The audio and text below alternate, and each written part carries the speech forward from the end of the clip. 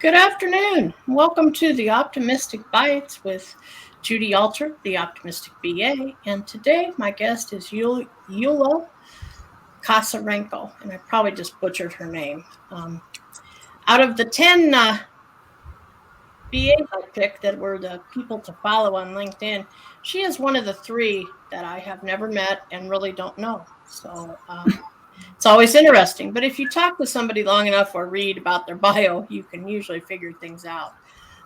She's very interesting. She does several things, as a lot of us do, and she's done them for a long time.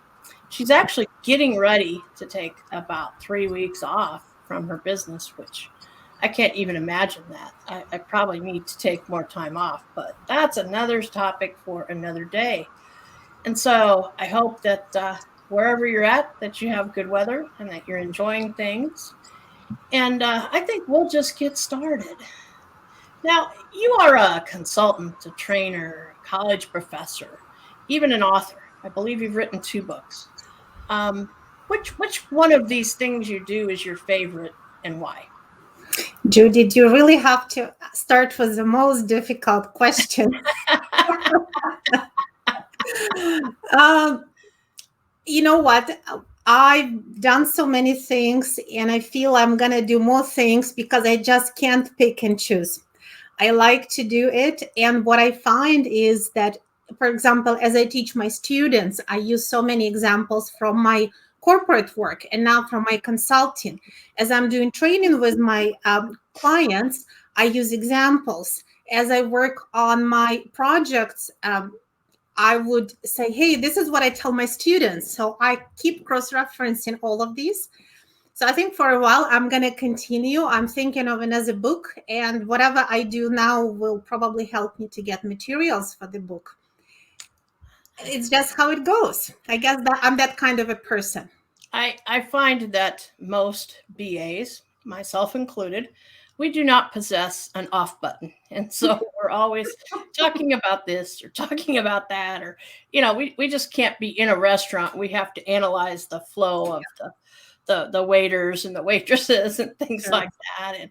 And one time a few years back, Adrian was talking about how he was analyzing how the light switch wasn't in the right place in a hotel. And I find myself now looking at them. I mean, Yes. it's just one of those things. So I think we're just always that. I don't know what it is about all of us, but It's there the really is BA no off button. mindset in our brain. Yeah, exactly, the mindset for sure. And that's but hopefully you can like turn off the off button when turn on the off button when you go on your vacation. I Which hope is so. I upcoming. need to turn it off and Yep, just live a little bit different life yeah, for a while, but I'll probably be analyzing things around me a little bit. exactly. I don't think that that ever goes away. So where are you planning to go on your vacation? We actually decided to experiment with slow tourism. Oh, And okay. first time in my life where, because of COVID, we have more time Mm-hmm. off because nobody went anywhere. Mm-hmm. And I always rushed with my vacations. I have kids, I have big family. So whenever we would travel, we would always have like 7 days or exactly 9 days. And our itinerary would be full. And because I'm a planner, right? Because I'm an analyst and PM and a planner, I'd fit everything in. I'll have everything written down in hours with links. Uh, So we would be very busy. We would see a lot, but we would yeah. be very busy. And guess what? It is so tiring. I want to enjoy and I want to slow down. So we're going to we had a trip to Portugal planned 2 years ago. We got we didn't get our money back. We just got the voucher. So we want to Yeah. use it. So we're going to fly to Lisbon, stay a few days there, and then go to one of the island in the Azores Wow. and just live there for a couple of weeks Wow. slowly. And we just said, you know what? If the weather is not good, we're going to stay put and maybe I'll start my book. If the weather is nice, we'll go to see places. So I'm really looking forward to not rushing and just enjoying a little bit of life in a different place. Yep, I understand. I'm obviously a planner also, but my husband's actually in the hotel industry. And so he's more of the itinerary, we got to do this, we got to do that. And I'm more like, can't we just be sporadic, Yeah. But we'll see, it's just Yeah. kind of funny. But yeah, you earlier when you talked about your stories, that I totally agree. I do the same thing. And I think that's the difference between a great speaker and just a mediocre speaker. Because honestly, it's the stories that everybody tells that I remember, everybody does. I mean, there's a lot of people in our industry that do a very good job of speaking. But it seems like the stories are what really matters. Yes. Yep. And yes, you're right. I do use a lot of my corporate stories on my, current thing, and I use a lot of vice versa. Yeah. It's amazing how those fit together. Very This nice. what makes this theory real, right? This, right. However much I'm going to talk about methodology or framework or architecture, right, those just remain words. But if you tell what actually happens in real life, then we get it. Right. Exactly. Of course, that also means that I put myself out there with maybe some of the things that didn't quite go right, because those are what you really remember. Your successes are fine, but little celebration and on to the next, the next project. That's kind of how it goes. What's your favorite story? Oh, my favorite story, and I'll keep it short, but it's when I missed something in testing, and I managed to stop the life underwriting department from issuing any term life insurance for a day. I just took accountability, said, okay, what do we need to do? And we put an emergency fix in that night. And that was that, I was blessed with some of the management I worked for, that the director always felt it was a team issue. It wasn't an individual issue. I didn't just approve my documents. We all missed it, and that's what happens when you kind of have a system that was kind of like spaghetti code, literally. So, but it was my fault, but I was always accountable. And that's the one thing I always taught new BAs, just move on. I always, I laugh about it because that's how I deal with things. Yeah. It's just a project. And, now if you mess up every project you touch, that's a different problem. But, it fail, it's the first attempt in learning. So I think I was agile many years before I did agile. I didn't know it at the time. Yeah.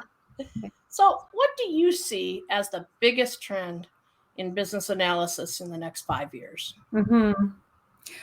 Interestingly, I'm not going to mention agile here. I'm thinking of a little bit different direction. I think that a couple of things, probably. Maybe let's just stick with two before we get carried away. But one of them, I think, is data analytics, using data. Many business analysts still are not quite there with understanding the fundamentals of data modeling, but it is a big part of business analysis as well. Business analytics projects, there are so many of them, and they require good business analysis. I sometimes realize that many analytics and AI and data science projects somehow move forward without business analysis because they proceed as data projects, and that isn't necessarily making them more successful. So I think analysts should be more involved, but they require more expertise for that. Things like embedded analytics, you don't just improve your processes anymore with only, changing the steps or the sequencing. You really got to use embedded analytics. So this is what I'm going to be talking about at the upcoming BBC conference as well. So data, I would say, one major direction. The other major direction, I think, is expanding the role of BA, like beyond the title. And one example that I could use is more and more companies, of course, are purchasing COTS products, right? Off the shelf, huge packages and systems, and then they adapt them to their own operations. Right. And we still need to do business analysis, but it's a different type of business analysis because you're not developing a system. You're adapting to the product that exists. And sometimes you need to adapt your processes to that. And oftentimes we can use our operations experts and teach them more business analysis skills, and they could be really good business analysts on any COTS implementation project because they know their business, they know what they want. They just need to match it up with the capabilities of that product and find the best compromise. Right. I do you feel that there will be? I think the future is very, very bright for both business analysts and business analysis. But I kind of feel that maybe the title might change. I mean, there's already so many titles out there, people doing BA work that are not called business analysts. But I'm looking for. I'm thinking there might be more people that the title might go kind of decrease quite a bit, not all over the world, but in certain areas. Do you feel that way too, or? The thing with the title, I think, is that sometimes it gets washed down when you get business analysts to do many things. Just in a recent conference, someone said, I work with this company where 25% of the people have the title of business analysts. They probably do different things. I think that we still need the title, but we need to think about specializing as well. Especially in architecture, I feel like a lot of business analysts, senior business analysts, are actually doing business architecture, but we are sometimes a little bit shy using the A word, the architecture word, because it sounds very fancy. But I think it's a good strategy. We have analysts that maybe specialize in customer experience. Maybe they could be customer experience analysts, or so it doesn't have to be just product owner, or as it used to be, business analyst becomes a project manager. I think there are a lot of different areas, experts in embedded analytics, but I like the word analyst in the title, even if it's not business analyst. Yes. So, it will change, perhaps business consultant, process consultant, and in a way, maybe the other way to look at it is to teach people from different groups more about business analysis. Right. I totally agree with that. I think with data analytics, a lot of analysts just have not been exposed to working with data analytics. My division, we didn't do a whole lot of work with that. So if I'm weak in one thing, it's that. If I was starting out in the occupation, I would probably focus on cybersecurity. I think that and data analytics are very important. Agree. I really do. What I hate to always hear though is the BA that becomes a product owner and then tells me they don't need to attend anything with IIBA anymore. I just, I'm always like, what? And I think that's some ill-informed manager probably telling them, that. Yeah. I really do, because I don't care what you call a person. No team is going to be successful without someone doing the business analysis. And it's just that much better with a business analyst. And as you say, at least analyst in the title. Absolutely. And, even if it's an agile team or scrum team or whatever, you can call everyone a team member, but most likely some of them will be doing analysis, whether they have the title or not. Someone has to do it. Otherwise, it's not going to get done. And we're not going to get a good solution. No, I totally agree. And in fact, the last 10 years that I worked on agile projects, and our titles never changed.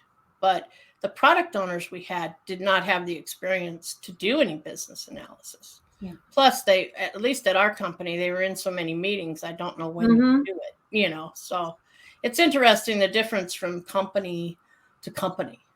So about your 2 books, you published 2 books that relate to the BA mindset. And as you know, Fabrício, the Brazilian BA, has been talking about the BA mindset. And we've had many interesting exchanges on LinkedIn and conferences and different things. And so have you 2 talked about it? And if so, do you agree? Yeah, we have talked about it. In fact, we have recorded a video for Fabrizio's channel. Okay. We had just recently in BA and Beyond conference, we had a panel on BA mindset Yes. with Fabrizio and a few other good folks. Yes. So I would say that Fabrizio is taking that idea even further, which is great Mhm. because that's what we need. I started out. I published my book 3 years ago. I started thinking about it way earlier. My main idea was what makes a business analyst successful. How do you actually do good quality business analysis? Because of course I have met, or I have a couple of times I've taken over from another business analyst on a project, and I went through their documents. I was like, oh my god, what am I going to do, right? Yeah. Because it's Yeah. so I was really interested in how to succeed, and thinking about my successes and failures and so on. That's where it started. But I like what Fabrizio is doing, because he is now talking about other titles and other occupations also having that BI mindset and applying it. And I know when we chatted, one of the themes that came up and that comes up once in a while is, if you think about anyone doing an MBA degree, Master of Business Administration, they learn a lot of business analysis disciplines. I Right. still have in our basement, my husband did it many years ago. He still has some of these books, and I open up the look at through the content, like, this is business analysis. Yeah. A lot of those folks that become management consultants, they also do business analysis, maybe a little bit of business architecture as well. So Yeah. I like it, and I agree. I think that it's about elevating business analysis job, because again, these are really key people on the project. It's not like someone should just take minutes for you, right? It's a Right. person who can do what nobody else can do. So I think that part we still need to do more work to really have organizations understand the value of business analysis and the Right. role of these people. Like, these are really valuable team members. On the other hand, I think having other people learn more about business analysis, MBA mindset, and understanding how to solve problems, business problems, is beneficial, because, to be honest, it all comes down to, if you look at any organization, any corporation, especially a big one, and whoever is listening, if you're a big corporation, think about all the waste happening in your organizations, all the resources, the funding, the projects that go on too long, people working and they're not sure on what, and then be discarded and start over. A lot of that waste, I think, is due to not having done proper business analysis. Oh, I totally agree with that. And what's kind of funny is, really, there's probably a lot of people just running around in the general population who they actually do business analysis, but they don't realize it. Mhm. It's as simple as, if you make a list when you go to the grocery store, and then you have a certain way you go through the aisles and different things like that. I mean, your food, your drinks, whatever, those are your requirements, but Yeah. they don't Sure. quite, they don't quite think that way. But it's kind Yeah. of funny how that truly is, It how it is. is. But I was also very lucky that a lot of the developers would attend a session if I was sharing something about the industry or business analysis in general, or requirements or whatever. And I found that good, because the more they knew about the business, and the more that we, at least in general, knew about the code and the system, that Yeah. just makes everything better. You're Yes. not, you know, if you don't have an awareness of something, um, Mm-hmm. then you might make a mistake. And I always had them, excuse me, look at my test cases, because I knew our code was so, like spaghetti. And, one time I was working on something, and it had to do with like bank account information, and it was in the same module as some other things that had nothing to do with bank, and so got to make sure you do some regression testing, and it's Yeah. always amazing. Yeah.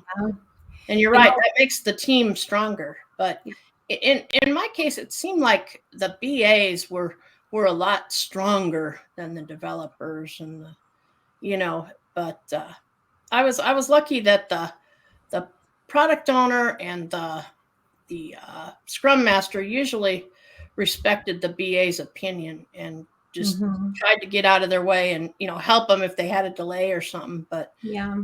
I was very thankful for that. And I realize most people don't have that experience. You know what, you're just hitting on something really important, and this is one of those things that I also I feel passionate about, also because I was on the receiving end. Even the best BA, you can't be one hero. It will not work. You need to have that support. And if your PM or your scrum master, or if your business owner understands the value of what you're doing, you're so much more powerful. Or, on one project, I had a business champion. That was the title. Like, oh, wow. That was great, because we needed to overcome so much internal resistance. We needed then champion from executive level. But the fact that that champion understood what business analysis is about, because he attended all my meetings, right? And he got it. And he was so supportive. It made such a difference. And on the other side, sometimes you'll have a business analyst, especially, if you find a gap. Project managers don't like that sometimes, right? You found a gap, it's going to break my schedule. I already published the deck with the final timelines. There's no way I'm going to go back and change that now.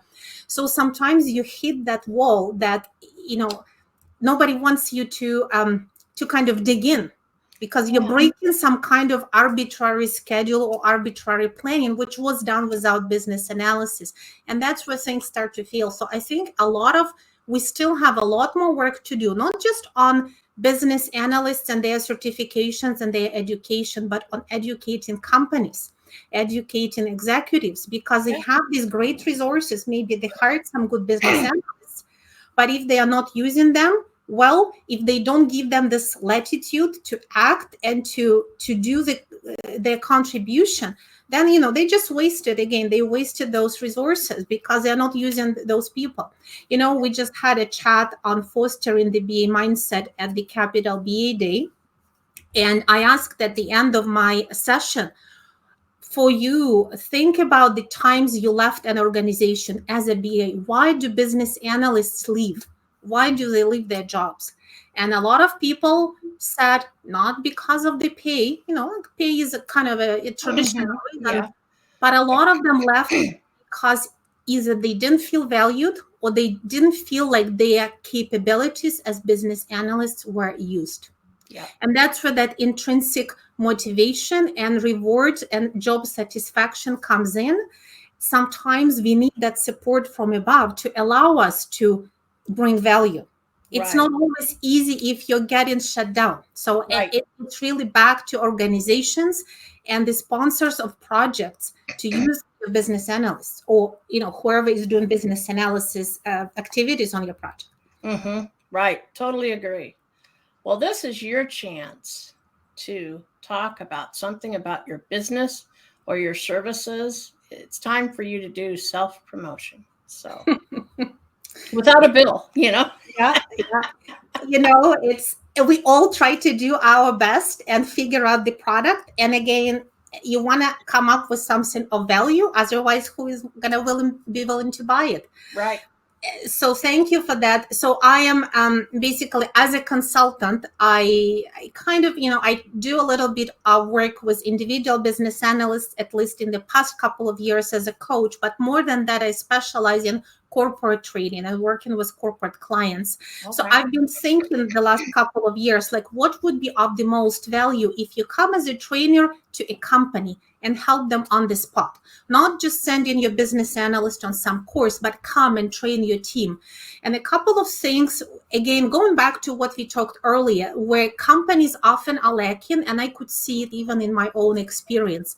So one area was data, understanding data management, data fundamentals. So I have a couple of day-long courses that I usually teach to a company, to a group of BAs in a company or project team that's focused on data fundamentals. And another one, which is focused on kind of preparing business stakeholders for a project and doing business analysis planning. Because one of those challenges is where the rest of the team, especially people from business, from operations that may not have been part of the project before, they don't necessarily understand what is business analysis, what does business analyst do, why do I have to attend these requirements workshops, what are all these user stories for? Let's just get down and do it. We have a development team. Why aren't they starting to develop yet? And I think having someone external come in and kind of walks them through the ideas behind business analysis and why it's useful, and giving them stories, giving them example, can help. Sometimes, and unfortunately, because sometimes we don't listen to people in our own organizations as much, we're going to listen to consultants more, but I want to turn it around into something good and help. If, for example, if a new project is getting started, help to get them started with, give it a good foundation for doing business analysis, to support that business analyst, maybe to plan business analysis process, like, do a little bit of a high level outline. What's the scope? What does it mean? And I think that start can have you in your project just be, more mindful of the analysis you need to do, accept it, and actually find value in it. So this is really what I'm trying to do, and just help companies do better projects through this initial training for their project teams. Right. I totally agree with that. And let's face it, the stakeholders have to kind of help us to help them, Yeah, and sometimes they come armed with the problem, and then they say, well, this is the solution. And it seems like they're all into, shiny new technology toys. And a lot of times it's the process that's, you have to kind of back them up and go through the 5 whys or whatever your favorite elicitation technique is. That is so important. And that's why I really focus a lot on the soft skills, because I always felt that was probably my best trait, along with staying calm. And I was pretty good at elicitation. But if your stakeholder thinks that they're the only person in the world when you're talking to them and you're there, they'll have the confidence and the trust in you. And once you develop that, and we had pretty much stable teams, so we worked with the same stakeholders. I often joke that through about 30 years, we probably all grew old together, true, false, whatever, we went through weddings and grandchildren and deaths and births. So in just a couple minutes, we will get to question time, where the audience can ask either of us a question. So I see we already have one, so we'll get there. So please get your questions up. Glad to hear from somebody. I thought maybe everybody was being really quiet, or we'd put them to sleep. I can't imagine we'd do that. But I hope not. Yeah, no. But no, I do agree with that. I had some really bad experiences with consultants. But we didn't use consultants until about the last 10 years I worked. It was kind of interesting how that just wasn't, and now it's really grown a lot, obviously. But very interesting. So we have some questions. Maybe we better hop to those. Okay. Let's do that. Larry asks, can we analyze why businesses prefer listening to strangers versus our own people? And he thought it was a great statement. Yeah. Larry, I've been there too a few times, because for 25 years I was on the inside before I became a consultant. I think it's a little bit of that, Cassandra complex, where Cassandra can say as much as she try and predict something, but she's not listened to. There is something about, I think, especially executive management, where they have this, bright, shiny idea that someone who did an MBA and comes from a big consulting firm is going to come and wave their magic wand and solve their problems. And unfortunately, that's very, very rarely that's realistic. And even from my perspective, I'm not saying that I'm going to come and solve your problems. I can come for a day or 2 or 3 and help you get started. But I want you to do it internally, because you inside you know your business. I think that that's something we still need to work on, because in a way, let me just use an analogy. We talked about stories. You know how they say, why is it so hard for you to exercise in your own basement? But if you buy a membership to a fitness club, you're more likely to go because you paid money. You paid money. So on one hand, you think it's more valuable, because otherwise, why would you pay? On another hand, you want to justify your expense. So sometimes we hire external consultants, we pay them a lot of money, and then maybe we pretend a little bit that we got value out of it, because we just don't want to admit that maybe we wasted it. Business analysts, I think, suffer most from that, because they could do so many things that external management consultants can do, and even better, if they already know their business, if they, again, given that latitude. So it's an education for our management to look into business analysts more, to give them more freedom. And it's also about business analysis managers fighting for that. Because again, it's very hard for a BA to go to an executive and say, hey, you have this consultant that gives you advice. I can, I think I know what to do even better. The managers of business analysts need to promote them more as external consultants. And that's what we need to work on. Yeah, totally agree. Now, John is a friend of mine. And he said, Yulia posted a YouTube video recently regarding behavioral questions during interviews. Mm-hmm. And you mentioned stories. That's what we've been talking about. Yeah. And I talked about failures. What BA tips and techniques would you recommend for candidates to use in order to recall and put together these effective stories? And he said is that,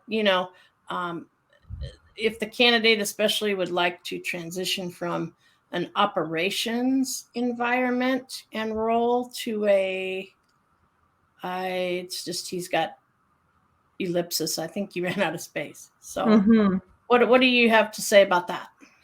Yeah, great question. And thanks for checking out my video. So, the stories of, it's always good to have the stories. And when I talk to my coaching clients sometimes about behavioral questions, I always tell them, look, you never know which question you're going to be asked. There are so many ways to ask those questions. You will never be prepared for all of them.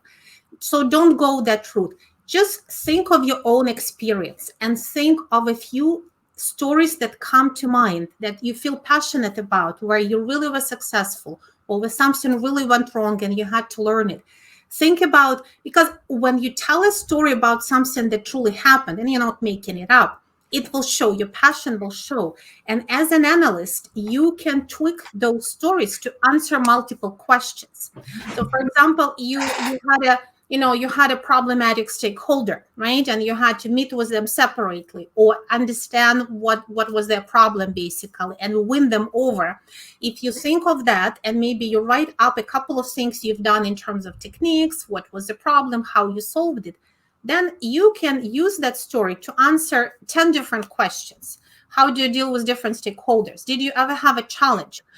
How did you work through conflicts on your projects? So it's all about you thinking of the stories that stand out for you and then using that to answer a variety of questions. And maybe just to comment on the other, and now I see John's comment popping up.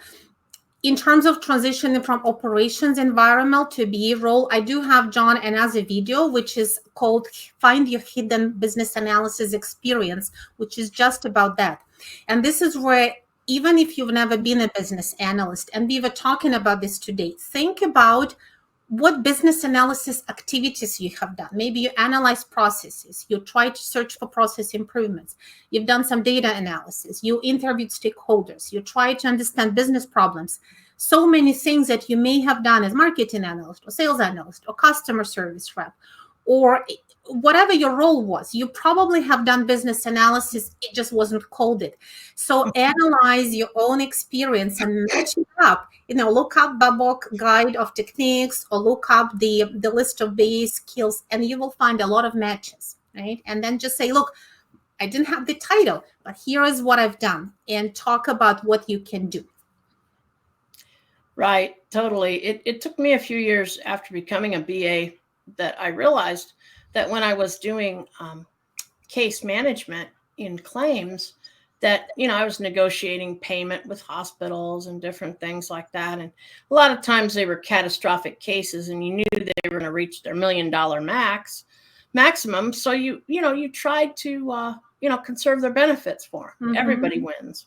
Yeah. And then a few years later, we were doing the leadership webinars, and I'm like, darn, I was acting as a project manager and a BA when I was doing that, but that wasn't what they called it, And so, that's a big thing, the BA is a leader, and they have a lot of chance to really have an effect on day-to-day operations. And sometimes I don't think a lot of them think about it, and John pointed out that probably something with the culture is what, or even politics, has probably something to do with people listening to outside consultants. Yeah. And I've had the mixture of good and bad ones, and we paid just millions of dollars for things. I'm like, oh my gosh,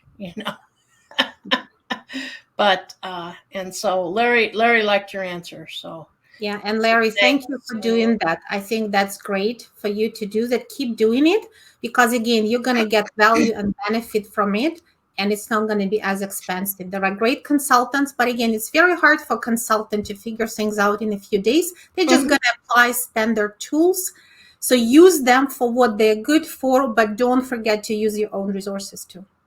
Right, exactly. Sometimes that's so important. And and sometimes I think it's just how people go about it. There's a right and a wrong way to challenge management, and politics. I think I figured out how to use it to my advantage. And some people get real impatient with it, but it exists everywhere. So, well, I'm hoping that you and I don't argue with ourselves about things in our own businesses, but, any organization there's sometimes going on. Yeah, exactly. And you just need to know, who the key players are and who you need to get to. And, that affects it, that really does.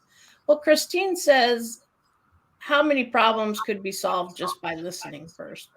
Probably every problem in the world. I don't know how you feel about that, but yeah.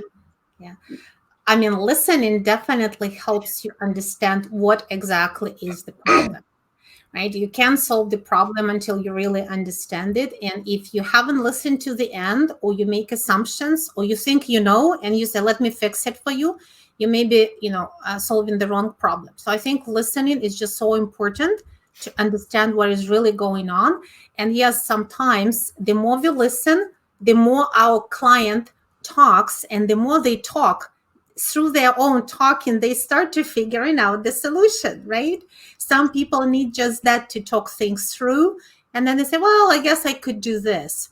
So definitely you're listening, and also you're asking good open-ended questions maybe will help draw it out. And sometimes I compare the job of a business analyst with a therapist. That's what therapists do.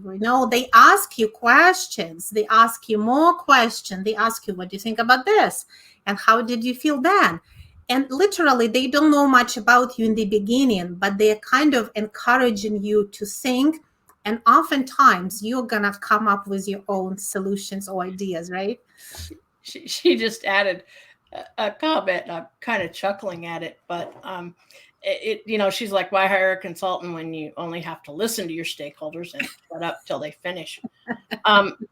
Listening is probably the foundation of good communication. I think that good communication has to have, you have to be concise, clear, and complete. But to listen, you need to listen to understand, and not to interrupt, or, just to say, oh, well, let's do this. I think you can ask questions to clarify things. And I think that's a good idea, to make sure you don't understand something. Because sometimes I think a misunderstanding derails a perfectly good conversation.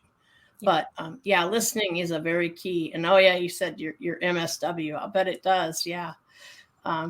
Larry, you make me laugh too. Buying a consultant also gives us the ability to There place you a name go. on Yeah, someone that's beside the us. risk we run. But I wanted to add one really good thing that a good consultant can do for you. And going back to previous question as well is, if a good external consultant comes in and listens to different groups, sometimes just by being kind of an independent and a person who is not interested in a new title, right?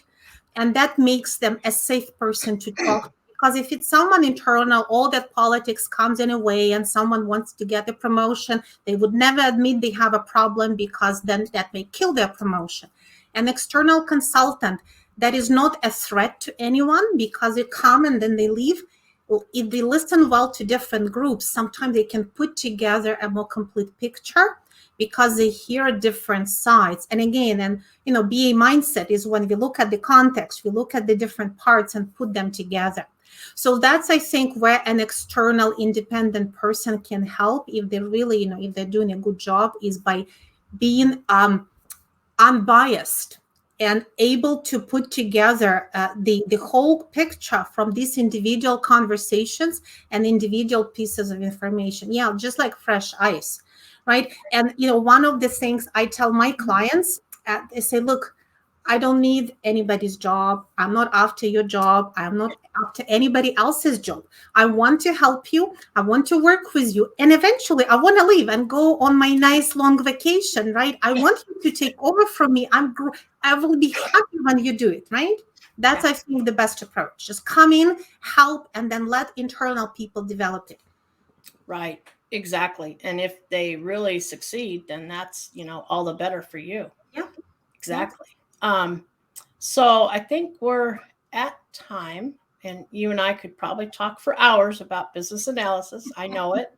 I just want to remind the audience, we do have an Optimistic Bites every week through June 22nd. And next up on Tuesday at the same time, 3 o'clock Central Time, we have Fabrizio Laguna, the Brazilian BA, and that's always a fun time. I was recently on his show, and so now he is one of the top 10 BAs. So, well, thank you for listening.